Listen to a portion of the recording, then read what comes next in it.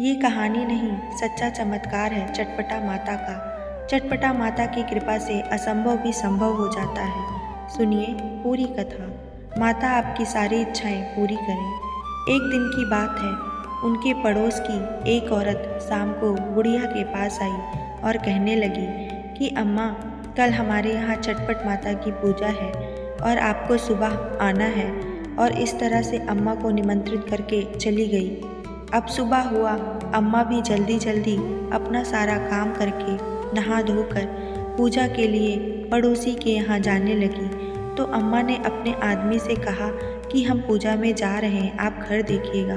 तो वह कहते हैं ठीक है जाओ, लेकिन हमारे लिए प्रसाद लेते आना। तो कहती हैं ठीक है। अब अम्मा चटपट माता की पूजा में पहुंची और वहां खूब विधि पूर्वक पूजा पूरा हुआ।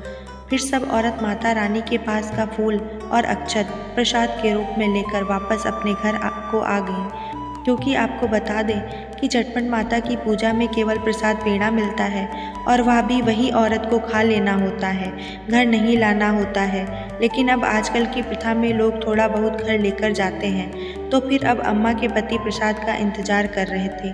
अम्मा घर पहुंची तो उन्होंने प्रसाद मांगा।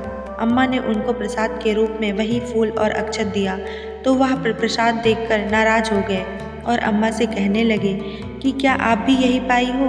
तो अम्मा कहने लगी नहीं, हम तो पेड़ा खाए हैं। तो यह सुनकर बाबा जी और नाराज हो गए और प्रसाद फेंक दिया और कहने लगे कि झटपट माता पटपट माता को हम कुछ नहीं मानते हैं। अगर वह इतनी शक्तिशाली हैं तो आपको एक पुत्र दे दें। बस यह कहकर वह चले गए। अब दिन पर दिन बीतता गया। अम्मा का धीरे धीरे अब पेट भी फूल रहा था। लोग उनसे सवाल जवाब भी करने लगते थे कि अम्मा कैसे यह आपका पेट इस उम्र में फूल रहा है। तो फिर अम्मा भी उनको बता दी कि भैया बच्चा होने वाला है। अब इस तरह से 6 महीने, 8 महीने, 9 महीना बीता और अम्मा ने एक पुत्र को जन्म दिया।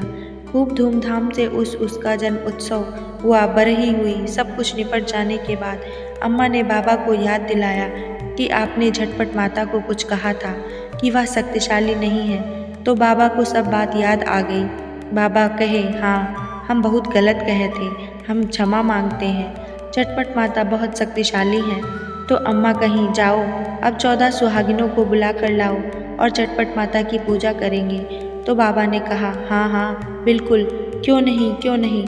तो सभी सुहागिनों को बुलाया गया और खूब धूमधाम से पूजा हुआ और छठ माता की आरती की गई। इस तरह से माँ ने बुढ़ापे में बाबा और माँ को पुत्र दिया।